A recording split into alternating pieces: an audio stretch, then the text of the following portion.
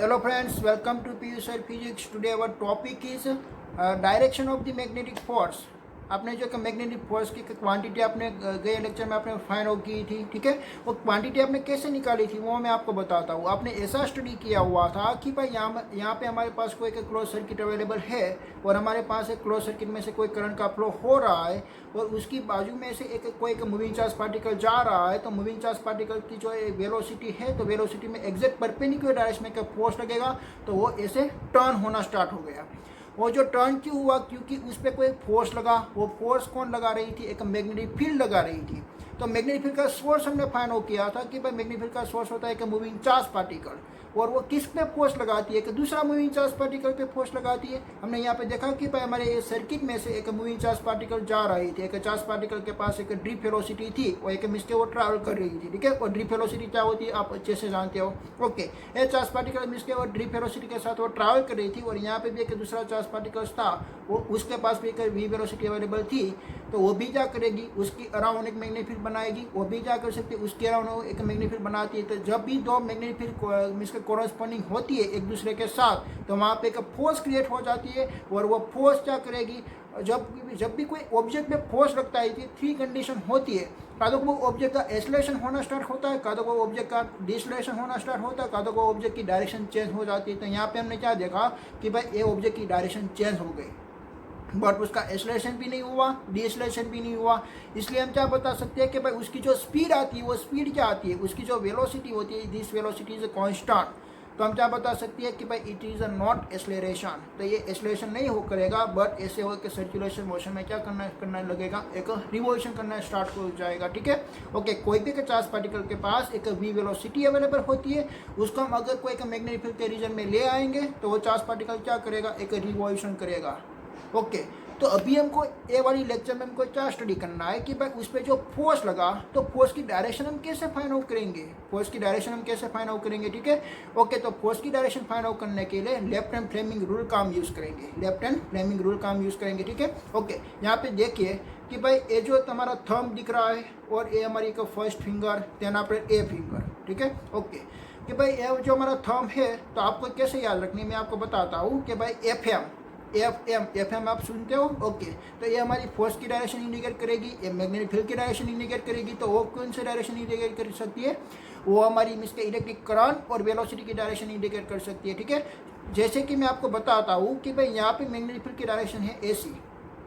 यहाँ पे magnetic field के मैं आपके ये जो पेन है ना, वो पेन की डायरेक्शन में इलेक्ट्रिक फील्ड जा रही है, ठीक है। और मूविंग चार्ज पार्टिकल है ऐसे, आपके पास एक मूविंग चार्ज पार्टिकल है, तो मूविंग चार्ज पार्टिकल्स की वेलोसिटी है ऐसे, ओके।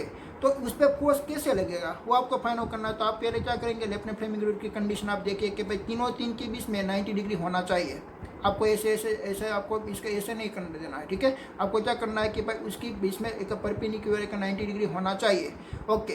देन आपको ये जो पेन की डायरेक्शन थी वो क्या इंडिकेट कर रही थी? मैग्नेटिक फील्ड की डायरेक्शन। तो यहाँ पे मैग्नेटिक फील्ड की डायरेक्शन कौन इंडिकेट कर रहा है? भाई एफ एम, मतलब इसके फिंगर आपके आ गए। तेरा पर मूविंग चार्ज पार्टिकल कैसे जा रही थी? ऐसे। तो ये जो आपकी जो मेरी जो फिंगर है वो कहाँ पे है? मेरी तरफ है, ठीक है, ओके। तो आपकी जो थंब है, तो थंब क्या बताती है? It is the indicator of the force direction. तो आपका फोर्स कहाँ पे लगेगा? वो जो मूविंग चार्ज पार्टिकल ऐसे आएगा, तो यहाँ पे एक इसके इलेक्ट्रिक फील्ड मैग्नेटिक फील्ड आपकी ऐसी जा रही थी, तो मूविंग चार्ज पार्टिकल यहाँ से ऐसे टर्न करेगा, अपर की डायरेक्शन में टर्न करेगा। क्यों? क्योंकि उस पर फोर्स लग रहा था अपर डायरेक्शन में, क्या है। और यहाँ पे मैं क्या करता हूँ, देखिए मैं वापस अपनी पोजीशन को मैं चेंज करना चाहता हूँ। कैसे? कि भाई ये हमारी मैग्नेटिक फील्ड की डायरेक्शन थी और मूविंग चार्ज पार्टिकल को मैं ऐसे ले जाता हूँ ऐसे, ठीक है। तो क्या होगा? देखिए हमारा लेफ्ट हैंड फ्लेमिंग रूल को हम यूज़ करेंगे। ये हमारी डायरेक्शन थी मैग्नेटिक फील्ड की डायरेक्शन में, तो ये हमारी जो इसके फर्स्ट फिंगर है इलेक्ट्रिक फील्ड की डायरेक्शन मैग्नेटिक फील्ड की डायरेक्शन में है। देन आफ्टर हमारा मूविंग चार्ज पार्टिकल ऐसे जा रही है ऐसी, आप ऐसे भी कर सकते हो, ठीक है। तो ये जो हमारा थंब आया वो कहाँ पे आया? डाउनवर्ड डायरेक्शन में आया। तो हमारा थंब डाउनवर्ड डायरेक्शन में आया, तो ये जो मूविंग चार्ज पार्टिकल है यहाँ से ऐसे आया और ऐसे चलना लगेगा, डाउनवर्ड डायरेक्शन में जाएगा। ख्याल आया आपको? ओके, तो ऐसे हम क्या फाइंड आउट कर सकते हैं? इसके एक फोर्स की डायरेक्शन आप फाइंड आउट कर सकते हैं। ओके, हम देखते हैं कि भाई डिफरेंट लोकेशन में हमारी फोर्स की डायरेक्शन कैसी आती है, ओके। देन अपन को क्या फाइंड आउट करना कि मैंने आपको बताया कि भाई यहाँ पे एक आप मान लीजिए कि भाई ये जो पूरे का पूरा रीजन है ना, वो एक मैग्नेटिक फील्ड का रीजन है, एक मैग्नेटिक फील्ड का एक रीजन अवेलेबल है, एक स्पेस अवेलेबल है। फील्ड क्या होती है? एक स्पेस होती है, एक एरिया होता है। जैसे कि दाऊद का एरिया एक मुंबई है, ऐसे यहाँ पे एक मैग्नेटिक फील्ड का एरिया अवेलेबल है, ठीक है। ओके, तेना पर हम क्या करते हैं, एक मूविंग चार्ज पार्टिकल्स को ले आते हैं कि भाई ऐसे में एक मूविंग चार्ज पार्टिकल को ले आए। ये मूविंग चार्ज पार्टिकल को क्या मालूम होगा कि भाई यहाँ पे मैग्नेटिक फील्ड अवेलेबल है, बट हमने देखा कि भाई वो मूविंग चार्ज पार्टिकल क्या करना स्टार्ट कर देगा, एक रिवॉल्यूशन। जब वो रिवॉल्यूशन करती है तब हमको मालूम पड़ता है कि भाई यहाँ पे क्या अवेलेबल है, मैग्नेटिक फील्ड अवेलेबल है। ओके, नेक्स्ट हमको ये फाइंड आउट करना है कि भाई ये मूविंग चार्ज पार्टिकल एक रिवॉल्यूशन करती है एक v वेलोसिटी के साथ, तो उसके पास वेलोसिटी कितनी है वो हमको फाइंड आउट करना है। भाई वेलोसिटी में कोई चेंजेस आने वाला है? नहीं चेंजेस आने वाला है, but velocity is vector quantity, तो यहाँ पे तो चेंजेस आया ना, यहाँ पे तो डायरेक्शन उसकी चेंज हुई, बट उसकी स्पीड में कोई चेंजेस नहीं आने वाला है। Speed is a vector scalar quantity चलाया, तो उसकी स्पीड में कोई चेंजेस नहीं आने वाला है। डायरेक्शन तो चेंज हो रही है, इसलिए उसकी वेलोसिटी चेंज होगी, ऐसे हम मान सकते हैं। सेंटीमीटर यहाँ पे क्या लगेगा, एक्सेलरेशन लगेगा, इसलिए, ठीक है। ओके, तो यहाँ पे एक v वेलोसिटी के साथ एक पार्टिकल रिवॉल्यूशन कर रही है, तो उसकी रेडियस कितनी होगी भाई, उसकी सेंटर में से उसकी रेडियस कितनी होगी वो भी हमको फाइंड आउट करना है। तेना पर ये रिवॉल्यूशन करती है तो वो चार्ज पार्टिकल वन रिवॉल्यूशन कितना टाइम लगता है, वन रिवॉल्यूशन कंप्लीट करने में कितना टाइम लगता है, वो मुझको क्या बोल सकते हैं, टाइम पीरियड बोल सकते हैं। देन आफ्टर हमको दूसरा फाइंड आउट करना है कि भाई 1 सेकेंड में वो कितना नंबर ऑफ टर्न्स कंप्लीट कर लेती है, उसको हम क्या बोल सकते हैं, एक फ्रीक्वेंसी बोल सकते हैं। और देखिए यहाँ पे जो है कि चार्ज पार्टिकल्स अवेलेबल है, तो उसके पास मास भी पार्टिकल्स अवेलेबल होगा, और ये कंटिन्यूसली क्या कर रही है, रिवॉल्यूशन कर रही है। वो कंटिन्यूसली रिवॉल्यूशन कर रही है, तो उसके पास क्या होगी, एक एंगुलर वेलोसिटी होगी, क्योंकि वो एंगल में डिस्प्लेसमेंट कर रही है ना, तो उसके पास क्या होगा, एंगुलर वेलोसिटी एक ओमेगा होगी। तो ओमेगा कितनी होगी वो भी हमको फाइंड आउट करनी है। देन आफ्टर एक मास पार्टिकल है और उसके पास भी वेलोसिटी भी अवेलेबल है, तो कंटिन्यूसली क्या करती है, रिवॉल्यूशन करती है, तो उसके पास काइनेटिक एनर्जी कितनी है वो भी हमको फाइंड आउट करनी है। हमको कौन कौन सी क्वांटिटी फाइंड आउट करनी है कि भाई वो जो रिवॉल्यूशन करती है तो उसकी रेडियस कितनी है, उसकी एंगुलर मीन्स के वेलोसिटी कितनी है, उसकी स्पीड कितनी है, तेरा पर उसकी फ्रीक्वेंसी कितनी है, टाइम पीरियड कितना है, उसके पास काइनेटिक एनर्जी कितनी है, वो सभी क्वांटिटी हम अभी डिराइव करने वाले हैं।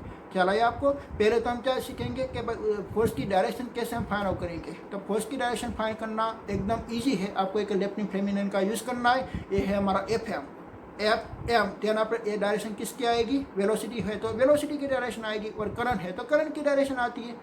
चला है आपको। ओके, तो पहले हम फोर्स की डायरेक्शन इंडिकेट करना लर्न करते हैं। ठीक है, तो पहले मैं आपको लिखवा देता हूँ कि भाई लेफ्ट हैंड रूल का आप यूज़ कैसे करेंगे। Left hand rule,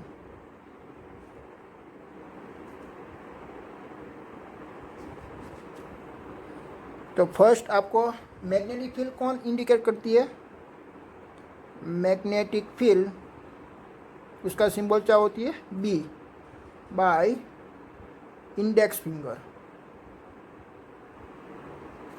then after second velocity,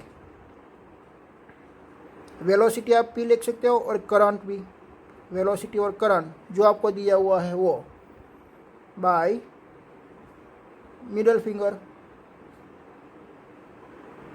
ठीक है, ये आपको दिया हुआ होगा, मैग्नेटिक फील्ड भी आपको दी होगी और वेलोसिटी भी आपकी दी होगी। आपका जो चार्ज पार्टिकल जो डायरेक्शन में जाती है वो आपकी वेलोसिटी की डायरेक्शन होगी, एक गिवन क्वांटिटी है। तो आपको मिलेगा क्या, फोर्स की क्वांटिटी, एक रिजल्ट आपको क्या मिलती है, एक फोर्स मिलती है ना, result force in direction of thumb, जो आपकी थंब जो डायरेक्शन इंडिकेट करेगी वो आपके एक फोर्स की डायरेक्शन होगी, हम उसको क्या बोलेंगे कि रिजल्टिंग मिलेंगे। ठीक है, ओके। दूसरा भी आप क्या लिख सकते हो, एक stretch index, then after middle finger, middle finger क्या बताती है, बी बताती है ना, okay, and thumb at perpendicular to each other. ये तीनों क्या होनी चाहिए, परपेंडिकुलर टू ईच अदर होनी चाहिए, वो उसकी कंडीशन है। ख्याल आया आपको, उसकी बीच में कोई एंगल नहीं रखना है, बट क्या होना चाहिए, एक 90 डिग्री होना चाहिए, तीन की बीच का एंगल एक 90 डिग्री होना चाहिए, परपेंडिकुलर होना चाहिए। तो मैं आपको एक थोड़े से यहाँ पे मैं एग्जांपल देके मैं आपको बताना चाहता हूँ कि भाई कैसे मैग्नेटिक फोर्स की डायरेक्शन आप फाइंड आउट कर सकते हो। ठीक है, ओके। तो आपका एक फर्स्ट एग्जांपल देखिए, मैं आपको बताता हूँ कि भाई आपको क्या दिया हुआ है। ये तो मैग्नेटिक फील्ड आपको दी होगी, मैग्नेटिक फील्ड, मैग्नेटिक फील्ड की डायरेक्शन आपको दी हुई है south to north. And charge particle, एक दूसरा आपको क्या दिया होगा, वेलोसिटी, गिवन क्वांटिटी क्या क्या है, मैग्नेटिक फील्ड और वेलोसिटी, ठीक है। And charge particle moving up to, okay, moving up to which direction of force while is turn, ऐसा भी आप लिख सकते हो, वाइल इट टर्न्स का तो आप फोर्स भी लिख सकते हो, ठीक है। ओके, तो पहले तो आपको क्या बताना पड़ेगा, यहाँ पे आपको डायरेक्शन इंडिकेट करना पड़ेगा, north, south, west and east. देखिए ये आपका नॉर्थ है, ये आपका साउथ है, this is the west and this is the east. Okay, तो आपकी मैग्नेटिक फील्ड की डायरेक्शन कौन सी है, मैग्नेटिक फील्ड की डायरेक्शन है आपकी, यहाँ पे आप देखिए कि भाई यहाँ पे तो आपको दो ही डायरेक्शन इंडिकेट कर सकते हो ना, बट आप तीसरी डायरेक्शन कैसे आप इंडिकेट कर पाएंगे, ये तो हमारा प्लेन है, तो प्लेन में ओनली फॉर दो ही एक्सिस होती है, एक एक्सिस होती है और एक वाई एक्सिस होती है, इसलिए प्लेन के पास only for, plane is a 2 dimension only for, but आपको 3 डायमेंशन में आपको एक स्पेस में आपको बतानी है, तो आप कैसे इंडिकेट करेंगे, यहाँ पे डॉट और क्रॉस का आप इंडिकेट करेंगे। डॉट और क्रॉस आप किसको बोलते हैं, एक तीर को, आपका जो एरो होता है ना, तो एरो ऐसे होता है, देखिए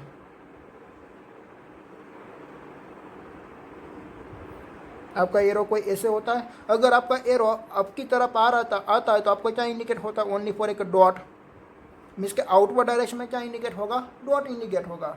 और जब आपका एरो इनसाइड जाती है, inside the going to paper जाती है, तब आपको क्या इंडिकेट होता है, एक क्रॉस इंडिकेट होती है, ठीक है, ऐसी कोई एक क्रॉस आपको इंडिकेट होती है।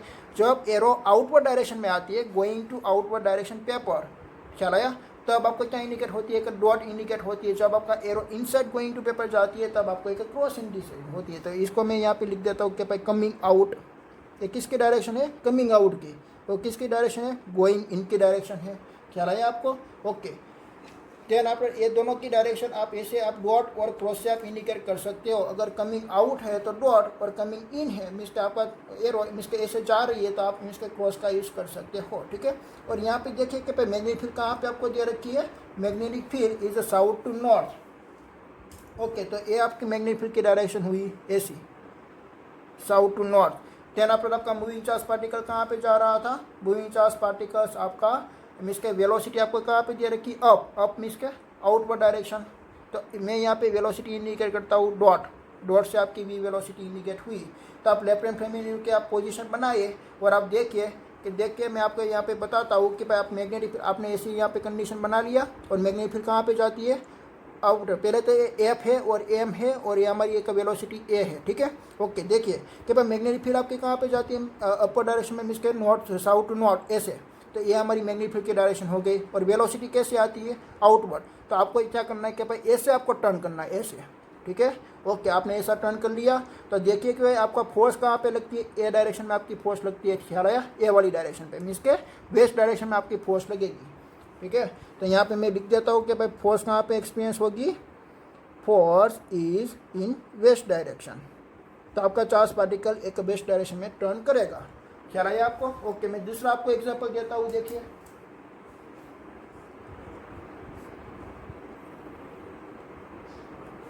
ये है आपकी वेलोसिटी की डायरेक्शन, ये है आपकी मैग्नेटिक फील्ड की डायरेक्शन। तब आपको फोर्स फाइंड आउट करनी है कि भाई फोर्स कैसे लगेगी। देखिए मैं आपको एक वापस में यहाँ पे पोजीशन आप बनाइए, ये है आपका लेफ्ट हैंड है, आपको एक लेफ्ट हैंड रखना है, ठीक है। तो ये आपका एक थंब क्या बताएगा, फोर्स की डायरेक्शन, ये आपकी फर्स्ट फिंगर क्या बताएगी, मैग्नेटिक फील्ड की डायरेक्शन, ये फिंगर आपको क्या बताती है, ये फिंगर आपको बताती है कि वेलोसिटी की डायरेक्शन और इलेक्ट्रिक करंट की डायरेक्शन जो आपको दे रखी है वो। यहाँ पे देखिए मैग्नेटिक फील्ड कहाँ पे है, इस डायरेक्शन पे है ना, तो मैग्नेटिक फील्ड आपको मीन्स के ऐसे बनानी है।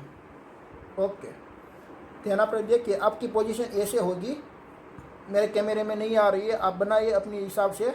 तो आपकी मैग्नेटिक फील्ड मीन्स के ऐसी अपनी तरफ आएगी, और वेलोसिटी आपकी जा रही है एक मीन्स के राइट हैंड साइड, ठीक है, राइट हैंड साइड आपकी वेलोसिटी जा रही है। तो आपको पता चलेगा कि भाई आपका थंब मीन्स के डाउनवर्ड डायरेक्शन में आ रही है, ठीक है। आपका थंब मीन्स के गोइंग इनसाइड जा रहा है, तो आपके यहाँ पे फोर्स की डायरेक्शन क्या होगी, क्रॉस होगी, फोर्स की डायरेक्शन यहाँ पे आपकी क्रॉस आएगी, ठीक है।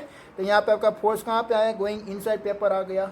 ओके, दूसरी कंडीशन देखिए कि भाई आपका चार्ज पार्टिकल एक वी वेलोसिटी के साथ ए वाली डायरेक्शन में जा रहा था। देन आफ्टर आपका चार्ज पार्टिकल्स ने यहाँ से ऐसे टर्न कर लिया, भाई टर्न कर लिया, तो एक किसकी डायरेक्शन होगी, फोर्स की डायरेक्शन होगी। और ये आपकी एक वेलोसिटी की डायरेक्शन है, तो मैग्नेटिक फील्ड की डायरेक्शन क्या होगी? तो आप अपने हिसाब से एक लेफ्ट हैंड रूल आप बनाइए, लेफ्ट हैंड थंब रूल आप यूज़ कीजिए। और वेलोसिटी की डायरेक्शन आपको कहाँ पे रखनी है? वेलोसिटी आपको इंडिकेट करनी है एक लेफ्ट हैंड रूल, मीन्स के आपको एक राइट हैंड डायरेक्शन में वेलोसिटी आप इंडिकेट करनी है और आपको थंब मीन्स के ऐसे आपको रखना है। और आपने देखा कि भाई अपना मैग्नेटिक फील्ड आपकी पोजीशन ऐसे होगी, देखिए ऐसे, ये आपकी जो फिंगर है आपके एक वेलोसिटी की फिंगर है, देन आप ये आपकी इसके एक फोर्स की फिंगर है, फोर्स की फिंगर आपको एक थंब बताती है। तो ये जो आपकी फर्स्ट फिंगर है एक आउटवर्ड डायरेक्शन में आ रही है, तो यहाँ पे आपका मैग्नेटिक फील्ड कहाँ पे होगी? एक आउटवर्ड डायरेक्शन में होगी, ठीक है, ओके। तो आप ऐसे यहाँ पे क्या फाइंड आउट कर सकते हो? सभी की एक मीन्स का क्वांटिटी आप निकाल सकते हो। चला है सभी फोर्स की, सॉरी आप सभी फोर्स की आप डायरेक्शन आप बता सकते हो और उसकी क्वांटिटी आपने फाइंड आउट कर ली थी, F is equal to Q B, okay. और नेक्स्ट हमको देखना है कि भाई अगर हमारे पास एक यूनिफॉर्म मैग्नेटिक फील्ड अवेलेबल है, इसमें हमको एक वी वेलोसिटी के साथ एक चार्ज पार्टिकल्स को हम लाएंगे, तो वो क्या करने का स्टार्ट कर देगा? एक सर्कुलर मोशन करना स्टार्ट करेगा। और सर्कुलर मोशन क्यों करेगा वो भी हमको अभी हमको पता चलेगा वो सर्कुलर मोशन क्यों करेगा, ठीक है। बट उसके पहले आपको ये डायरेक्शन को आपको इसके प्रैक्टिस करनी है, ओके ओके। देन अपन हम यहाँ पे देखते हैं कि भाई जो चार्ज पार्टिकल मूवमेंट करती है उसकी रेडियस क्या होती है, सभी फिनोमिना सभी फिजिकल क्वांटिटी हम यहाँ पे डिराइव करेंगे, ओके। तो यहाँ पे हम क्या कंसिडर करते हैं? एक यूनिफॉर्म मैग्नेटिक फील्ड। देखिए यहाँ पे मैं क्रॉस इंडिकेट करता हूँ तो आपको क्या मालूम पड़ेगा कि भाई यहाँ पे जो आपकी मैग्नेटिक फील्ड है वो गोइंग इनसाइड पेपर जा रही है, एक यूनिफॉर्म में, इसलिए मैं इक्वी डिस्टेंस पे यहाँ पे मैं क्रॉस ड्रॉ कर रहा हूँ, ठीक है। This is a uniform magnetic field. ख्याल है आपको? ये सभी मैग्नेटिक फील्ड कैसी है? एक यूनिफॉर्म मैग्नेटिक फील्ड अवेलेबल है और वो कहाँ पे जा रही है? गोइंग इनसाइड पेपर पे जा रही है। देन आप देखिए कि भाई यहाँ पे हमारे पास कोई एक चार्ज पार्टिकल्स था, एक क्यू चार्ज पार्टिकल, और उसकी वेलोसिटी ए वाली डायरेक्शन पे थी, वो ऐसी वो उसके पास वेलोसिटी अवेलेबल थी। आप देखिए कि भाई उस पर फोर्स कैसे लगेगा। तो फोर्स की डायरेक्शन फाइंड आउट करने के लिए हमने जो स्टडी किया लेफ्ट हैंड रूल्स, उसका आपको यूज़ कर लेना है, ओके। देखिए ये आपका लेफ्ट हैंड रूल्स हो गया। ये आपको क्या इंडिकेट करती है? थंब फोर्स की डायरेक्शन बताएगी। ये आपकी फर्स्ट फिंगर क्या बताएगी? मैग्नेटिक फील्ड की डायरेक्शन। और ये आपको क्या बताती है? वेलोसिटी। देखिए वेलोसिटी यहाँ पे है तो वेलोसिटी को मैंने ऐसे ही रख दिया, बट मैग्नेटिक फील्ड आपकी गोइंग इनसाइड है तो ऐसे आपको ऐसे टर्न करना है। आपने ऐसे टर्न कर दिया तो ये आपका थंब क्या बताएगा? ये आपका थंब बताएगा फोर्स की डायरेक्शन बताएगा, ठीक है, ओके। तो फोर्स की डायरेक्शन आपको ऐसे फाइंड आउट हो जाएगी। ख्याल आया आपको? ओके। तो फोर्स आपका कहाँ पे लगता है? आपका फोर्स वेलोसिटी से परपेंडिकुलर डायरेक्शन पे लगता है, ऐसे, ओके। तो आपका फोर्स मीन्स के परपेंडिकुलर डायरेक्शन में लगा तो रिजल्टिंग क्या होगा कि भाई आपका मीन्स के यहाँ पे देखिए वेलोसिटी इस डायरेक्शन में है और फोर्स लगती है इस डायरेक्शन में, तो रिजल्टिंग आपका ऐसे मिलेगा। रिजल्टिंग वेक्टर आप लॉग पैराग्राम से आप फाइंड आउट कर सकते हो, ठीक है, ओके। देन आफ्टर यहाँ से वापस ऐसे आपका चार्ज आ रहा है तो आप देखिए कि भाई आपका वापस फोर्स यहाँ पे ऐसी लगती है, ये वी वेलोसिटी के साथ चला गया और यहाँ पे फोर्स ऐसा लगा परपेंडिकुलर, तो उसका रिजल्टिंग आप निकालिए, तो उसका रिजल्टिंग ऐसे आपका निकलेगा। देन आफ्टर ये रिजल्टिंग आपकी एक वेलोसिटी वी फाइंड आउट हुई, ओके। देन आफ्टर यहाँ पे एक वापस फोर्स लगता है ऐसे और उसका आप रिजल्टिंग निकालिए तो ऐसे आपको निकलेगी। और ये चार्ज पार्टिकल क्या करना स्टार्ट करेगा? एक सर्कुलर मोशन स्टार्ट करना स्टार्ट कर देगा ऐसे। एवरी लोकेशन पे परपेंडिकुलर डायरेक्शन में क्या लगती थी? एक फोर्स लग रही थी, और परपेंडिकुलर डायरेक्शन में कौन सी फोर्स लग रही थी? F is equal to Q B. ख्याल आया? और यहाँ पे आप देख सकते हो वेलोसिटी और बी की बीच का जो एंगल था वो तो पहले से ही कितना था? 90 डिग्री ही था। ख्याल आया? ओके। और फोर्स और वेलोसिटी की बीच का भी एंगल क्या हो गया? 90 डिग्री हो गया। तो मैं यहाँ पे लिख देता हूँ कि भाई force and velocity at 90 degree to each other, ठीक है। दोनों के बीच का भी एंगल 90 डिग्री था। और वेलोसिटी और B is may be the have any angle, वो कोई भी एंगल हो सकती है, बट आपका फोर्स क्या लगती है? 90 डिग्री पे ही लगती है। और उस पर फोर्स की क्वांटिटी क्या फाइंड आउट हुई? F is equal to Q B. ऐसे हमने अगले वीडियो में मैं बता लिया था कि भाई एक मैग्नेटिक फील्ड में अगर आपको एक चार्ज पार्टिकल को वी वेलोसिटी के साथ एंटर करवाते हो तब उस पर फोर्स लगेगा क्यू बी जितना, और ये चार्ज पार्टिकल एक रिवॉल्यूशन मोशन करना स्टार्ट कर देगा, ठीक है, ओके। तो वो मैं यहाँ पे लिख देता हूँ, यहाँ पे जो फोर्स लगा तो उसका मैं यहाँ पे सेंटेंस बना के मैं लिख देता हूँ। देखिए कि भाई if particle enter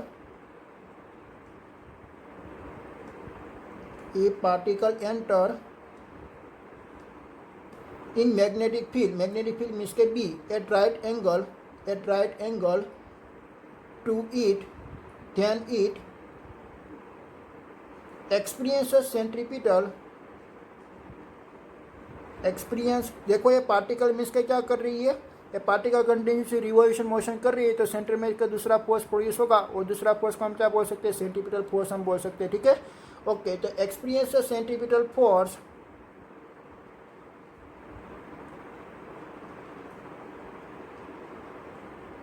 and start revolving around it be start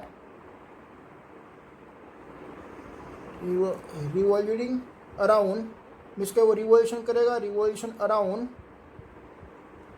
it B means के मैग्नेटिक फील्ड में वो क्या कर देगा, मीन्स के रिवॉल्यूशन करेगा, it get the traps in a magnetic field.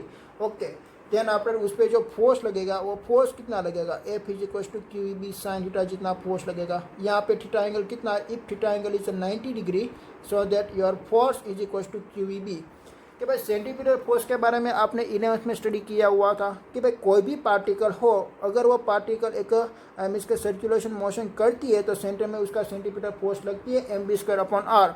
वो सेंटीमीटर फोर्स चाहे वो एक psi की पोस्ट है भाई, ऐसा भी मैंने आपको बताया था। एक psi कोई भी हो सकता है, मगन भाई भी हो सकता है, सगन भाई भी हो सकता है। ठीक है, तो यहाँ पे आपका psi कौन से है कि भाई आपका यहाँ पे psi मीन्स के मैग्नेटिक फोर्स अवेलेबल था, F is equal to Q B. और आपने 11th में स्टडी किया था, वहाँ पे आपका psi कौन था, एक ग्रेविटेशनल फील्ड था। ठीक है, और आगे भी आपने स्टडी किया हुआ था, इसमें आपका psi कौन हो सकता है भाई, एक मीन्स के एटम की स्ट्रक्चर में आपने स्टडी किया हुआ था कि भाई इलेक्ट्रॉनिक रिवॉल्यूशन कर रही है एक न्यूक्लियस के अराउंड, वहाँ पे आपका psi था एक कूलम्बियन फोर्स।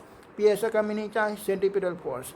चलाया, तो सेंटीपिटल फोर्स क्या है, एक इफेक्ट है, एक पोस्ट है, जैसे कि psi की पोस्ट होती है। सभी की ड्यूटी क्या है, सेम, एक रिवॉल्यूशन करना है। क्या करना है, एक रिवॉल्यूशन करना है। सभी को हम क्या बोल सकते हैं, एक सेंटीपिटल फोर्स बोल सकते हैं। तो यहाँ पे सेंटीपिटल फोर्स की इफेक्ट कौन से फाइंड आउट किया, F is equal to Q B ने फाइंड आउट कर लिया। ओके, ध्यान आप हमको क्या फाइंड आउट करना है कि भाई ये जो हमारा पार्टिकल है वो पार्टिकल रिवॉल्यूशन करती है ऐसे, तो वो सेंटर से लेके उसका डिस्टेंस कितना होगा, मीन्स के उसकी रेडियस कितनी होगी, उसकी पास वेलोसिटी कितनी होगी, उसकी एंगुलर वेलोसिटी कितनी होगी, उसका टाइम पीरियड कितना आएगा, उसकी फ्रीक्वेंसी कितनी आएगी। देन आफ्टर उसके पास एक मास पार्टिकल्स अवेलेबल है और वेलोसिटी अवेलेबल है, तो उसके पास कितनी काइनेटिक एनर्जी अवेलेबल है। तो सभी की टर्म्स हम अभी निकालने वाले हैं। ठीक है, चलो देखते हैं कि भाई पहले तो हमको ऐसा मालूम पड़ा कि भाई ये जो सेंटीपिटल फोर्स है वही हमारा मीन्स के इफेक्ट कौन बना रही है, मैग्नेटिक फोर्स बना रही है। ठीक है, तो हमको यहाँ पे लिखना पड़ेगा कि भाई this force act as the centripetal force.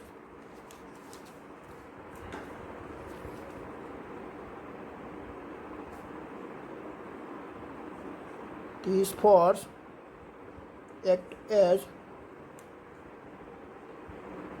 Centripetal force for this motion.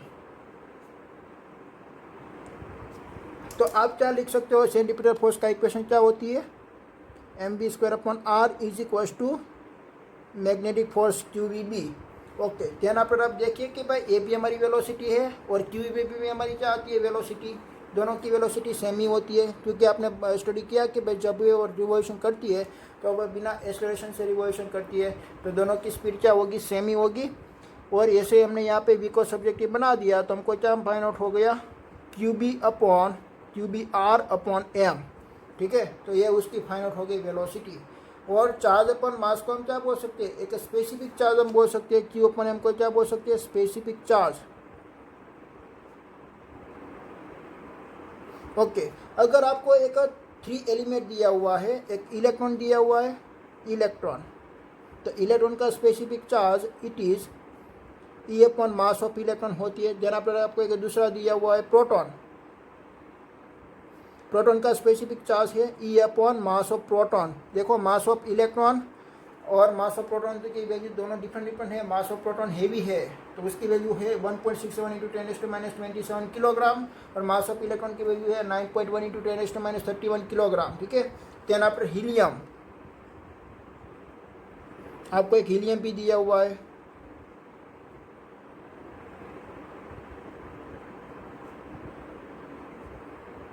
तो उसके लिए हम क्या लिख सकते हैं, Ze/4 mass of proton. Okay, तो आपको यहाँ पे बताना है कि भाई किसका स्पेसिफिक चार्ज ज़्यादा आएगा। तो किसका स्पेसिफिक चार्ज ज़्यादा आएगा, यहाँ पे मास ऑफ इलेक्ट्रॉन का स्पेसिफिक चार्ज ज़्यादा आएगा, ठीक है, क्योंकि मास ऑफ इलेक्ट्रॉन क्या होती है, सबसे कम होती है, और सबसे कम जिसका डिवाइड उसका स्पेसिफिक चार्ज की वैल्यू मैक्सिमम, तो किसकी वेलोसिटी ज़्यादा आएगी। आपने क्या किया कि भाई एक यूनिफॉर्म मैग्नेटिक फील्ड ले लिया, पहले आपने इलेक्ट्रॉन को एंटर करवाया, तो इलेक्ट्रॉन के पास कोई एक एंटर करवाया और उसके पास कोई वेलोसिटी अवेलेबल थी, वो वेलोसिटी आपको मिल गई। देन पर आपने प्रोटॉन को एंटर करवाया, तो उस पर जो फोर्स लगेगा तो उसकी वेलोसिटी आपको मिलेगी। देन पर हीलियम को आपने एंटर करवाया, उसका फोर्स लगेगा तो उसकी वेलोसिटी आपको मिलेगी। बट यहाँ पे आप देख रहे हो कि भाई velocity is directly proportional to specific charge, तो किसका स्पेसिफिक चार्ज की वैल्यू ज़्यादा है, इलेक्ट्रॉन की स्पेसिफिक चार्ज की वैल्यू ज़्यादा है। ख्याल आया, ओके। तो इलेक्ट्रॉन को जब आप एंटर करवाएंगे तो वो एक हाई स्पीड से जिसकी रिवॉल्यूशन करेगा।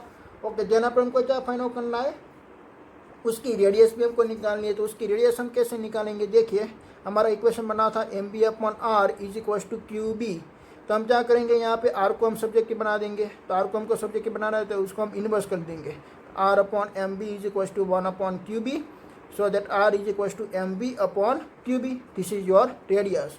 ओके, तो रेडियस हमको फाइंड आउट हो गए। देन अब हमको क्या निकालनी है, इस टाइम को दूसरी क्वांटिटी निकालनी है, उसकी एंगुलर वेलोसिटी। तो एंगुलर वेलोसिटी हम कैसे निकालेंगे, देखिए कि भाई ये वाला हमारा इक्वेशन था, मैं वापस यहाँ पे लिखता हूँ mb/r is equal to QB। इसमें मैं वेलोसिटी को मैं सब्जेक्टिव बना देता हूँ, तो velocity v is equal to क्या हो गए, QBr/m। ओके, ए वाला इक्वेशन। यहाँ पर डेंजर वेलोसिटी और एंगुलर वेलोसिटी का रिलेशनशिप क्या होता है, v is equal to r omega. तो मैं यहाँ पे r ओमेगा में पुट कर देता हूँ, तो r ओमेगा QBr/m। तो देखिए यहाँ पे r is cancel, so that omega is equal to QB/m find out हुआ। ये हमारी फाइंड आउट हो गई एंगुलर वेलोसिटी, ठीक है। देन आफ्टर हमको फाइंड आउट करना है टाइम ऑफ पीरियड। तो angular velocity omega is equal to हम क्या लिख सकते हैं, 2π/t हम लिख सकते हैं, 2π/t is equal to QB/m। तो इसमें से हमको टाइम पीरियड को सब्जेक्टिव बनाना है ना, तो हमको क्या करना पड़ेगा, बोथ साइड इन्वर्स करना पड़ेगा। तो देखिए यहाँ पे t/2π इज इक्वल टू हो जाएगा m/QB, so that t is equal to 2πm/QB। ये हमारा फाइंड आउट हो गया टाइम ऑफ पीरियड। देन पर हमको फाइंड आउट करना फ्रीक्वेंसी। तो फ्रीक्वेंसी क्या होती है, इन्वर्स ऑफ टाइम पीरियड होती है। तो frequency mu is equal to inverse of time period, so that QB/2πm। Okay, then पर हमको क्या फाइंड आउट करना है, काइनेटिक एनर्जी। तो काइनेटिक एनर्जी का जनरल इक्वेशन क्या होती है, kinetic energy is equal to 1/mv² होती है। और v का इक्वेशन आपके पास है यहाँ पे अवेलेबल है, v is equal to QBr/m। उसका यहाँ पे आपको स्क्वायर करके आपको पुट कर देना है। तो देखिए यहाँ पे 1/2 QBr/m का स्क्वायर, ठीक है, और यहाँ पे m। ओके, तो आपका क्या यहाँ पे मिलेगा 1/2m। देखिए यहाँ पे एक 1 कैंसिल आउट हो जाएगा, am, और यहाँ पे स्क्वायर है इसलिए वो कैंसिल आउट हो जाएगा। तो यहाँ पे क्या बचेगा, q², b² r²। तो ये आपका इक्वेशन हो गया काइनेटिक एनर्जी का इक्वेशन, ठीक है। तो काइनेटिक एनर्जी का इक्वेशन आपका फाइंड आउट हो गया, 1/2m q² b² और r²। आपने सभी क्वांटिटी यहाँ पे फाइंड आउट कर लिया। ओनली फॉर एक ही इक्वेशन से ये सभी क्वांटिटी आपकी निकल जाती है। कौन सा इक्वेशन, कि भाई सेंटीपिटल फोर्स इज इसका magnetic force mv²/r is equal to QEB से सभी आपकी क्वांटिटी आप निकल सकते हो, जो आप क्वांटिटी फाइंड आउट करना चाहते हो वो। पहले तो स्पीड मिलेगी, देन आफ्टर आप रेडियस भी फाइंड आउट कर सकते हो, ओमेगा भी फाइंड आउट कर सकते हो, टाइम पीरियड t भी फाइंड आउट कर सकते हो, देन आफ्टर फ्रीक्वेंसी भी फाइंड आउट कर सकते हो, और काइनेटिक एनर्जी भी आप निकाल सकते हो। ओके, देन आफ्टर हमको क्या बतानी है, देखिए कि भाई हमारा जो चार्ज पार्टिकल्स रिवॉल्यूशन करती है तो उसकी जो वेलोसिटी है, तो वेलोसिटी किसकी वजह पे डिपेंडेंट है। देखिए कि भाई ये जो चार्ज पार्टिकल्स यहाँ पे आपने देखा कि वो चार्ज पार्टिकल्स में एक रिवॉल्यूशन करती है तो उसके पास स्पीड होती है, वो स्पीड कब इंक्रीज होती है कब डिक्रीज होती है। अगर स्पीड इंक्रीज करनी है तो उसकी रेडियस पे कोई उसकी रेडियस क्या होगी, इंक्रीज होगी या डिक्रीज होगी, उसका हमको रिलेशनशिप निकालना है। तो आप देख सकते हो यहाँ पे उसका इक्वेशन में v is directly proportional to r। आपकी मैग्नेटिक फील्ड तो क्या रखी है आपने, कांस्टेंट रखी है, और स्पेसिफिक चार्ज भी क्या होगा, कांस्टेंट। तो velocity is directly proportional to r। अगर आपने स्पीड को इंक्रीज करना है तो उसकी रेडियस भी क्या हो जाएगी, इंक्रीज हो जाएगी। तो उसका इफेक्ट मैं यहाँ पे लिख देता हूँ, ठीक है। कि भाई फर्स्ट इफेक्ट क्या फाइंड आउट किया आपने, स्पीड इज इंक्रीज, तो रेडियस भी क्या हो जाएगी, इंक्रीज हो जाएगी, उसकी radius is increase. Okay, then after आपको क्या बतानी है कि ओमेगा की इक्वेशन देखिए। देन आफ्टर आपको ये बतानी है कि भाई हमारा जो चार्ज पार्टिकल है वो चार्ज पार्टिकल ऐसे एंटर किया तो ऐसा उसने रिवॉल्यूशन कर लिया ऐसे। તેના પર એ ચાર્જ પાર્ટિકલ हमने ऐसे किया तो ए स्मॉल रिवोल्यूशन करती है।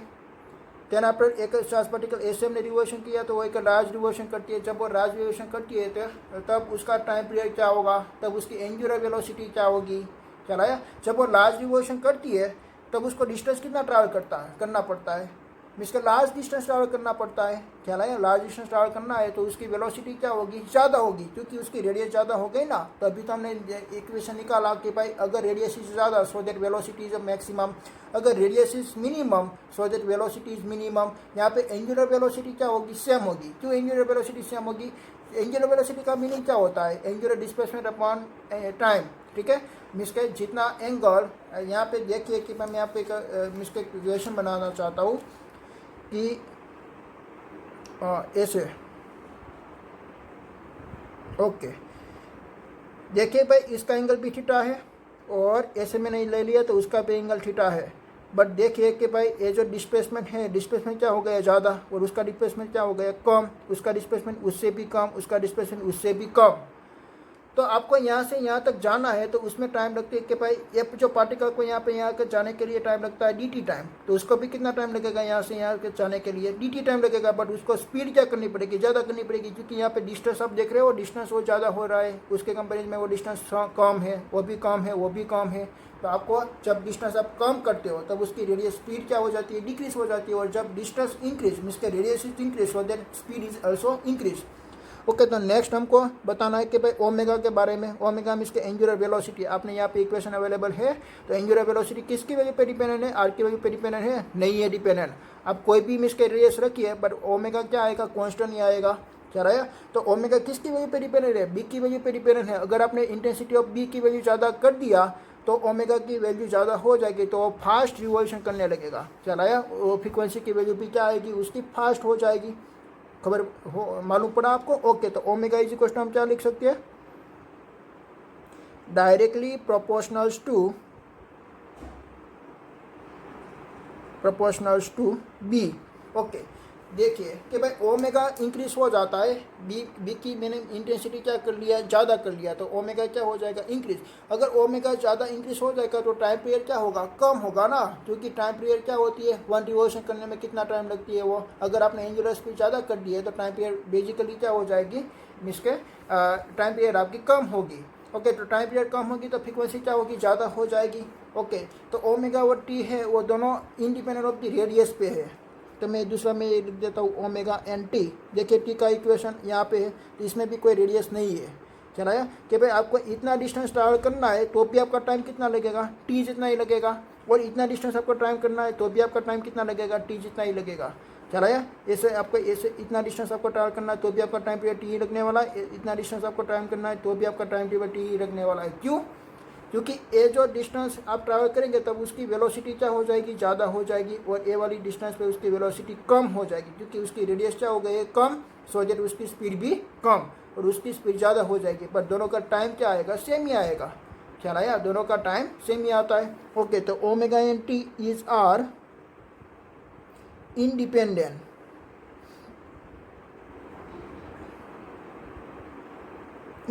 ऑफ रेडियस, और रेडियस पे डिपेंडेंट नहीं है, ठीक है, और रेडियस पे डिपेंडेंट नहीं है। ओके तो बी की वैल्यू आप ज़्यादा करेंगे तब ओमेगा की वैल्यू ज़्यादा हो जाएगी और टी की वैल्यू कम हो जाएगी और फ्रीक्वेंसी की वैल्यू ज़्यादा हो जाएगी, ख्याल आया। अब देखिए यहाँ पे फ्रीक्वेंसी का इक्वेशन ये है हमारा, फ्रीक्वेंसी का इनवर्स इक्वेशन QB/2πm है।